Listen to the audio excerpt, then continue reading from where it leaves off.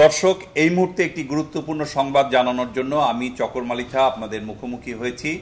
সেটি হচ্ছে BNP chairperson Begum Khaleda Zia রাজধানীর এভার কেয়ার হাসপাতালে যে চিকিৎসাধীন আছেন, ওনাকে এয়ার অ্যাম্বুলেন্সে আজকে সকালে যে লন্ডনের উদ্দেশ্যে নিয়ে যাওয়ার কথা ছিল সেটি পিছিয়ে যাচ্ছে 2 দিন। আমাদের কাছে একটি বিশ্বস্ত সূত্রে খবর এসেছে যে ওনার লন্ডন যাওয়া আগামী রবিবার সকাল নাগাদ হতে পারে।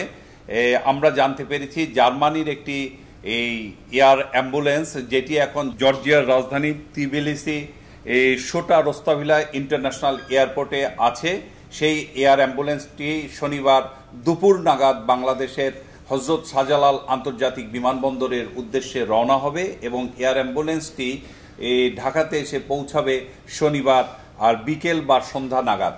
এটি ঢাকা এসে পৌঁছানোর পরে রবিবার আর ভোরে বা রবিবার সকালে ঢাকা থেকে লন্ডনের উদ্দেশ্যে রওনা হওয়ার আর কথা রয়েছে এয়ার অ্যাম্বুলেন্সে বেগম খালেদা জিয়ার। এবং লন্ডন যাত্রায় বেগম খালেদা জিয়ার সঙ্গে থাকবেন পুত্রবধূ ডাক্তার জুবাইদা রহমান এবং পুরো বিষয়টি লন্ডন থেকে সমন্বয় করছেন বিএনপির ভারপ্রাপ্ত চেয়ারম্যান জনাব তারেক রহমান।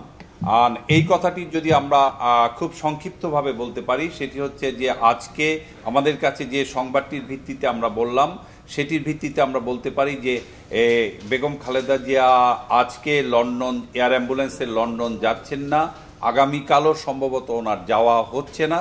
আর যে সূত্র আমাকে নিশ্চিত করেছে সেই সূত্রর বরাত দিয়ে বলতে পারি যে জার্মানির এয়ার অ্যাম্বুলেন্সটি ঢাকায় এসে পৌঁছাবে শনিবার সন্ধ্যা নাগাদ এবং বেগম খালেদা জিয়া এবং ডাক্তার সহ এবং ওনার পুত্রবধূ জুবাইদা রহমান সহ এয়ার অ্যাম্বুলেন্সটি রবিবার সকাল বা ভোর রাত্রে ঢাকা থেকে লন্ডনের উদ্দেশ্যে রওনা হওয়ার কথা রয়েছে।